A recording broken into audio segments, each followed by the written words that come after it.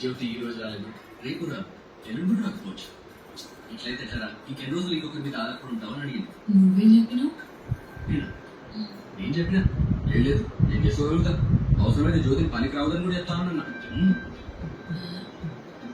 ఆవు ఆవు కొట్లాడుకొని ఎద్దు కాళ్ళలో కొట్టినట్టు నువ్వు నీ అంత సాక్షి మాట్లాడుకొని నన్ను జాబ్కెళ్ళి తీసేస్తావా అన్న? ఆయన ఏమని కాదు, ఎప్పటిలేక నేనే వస్తాను, నేనే చేస్తాను.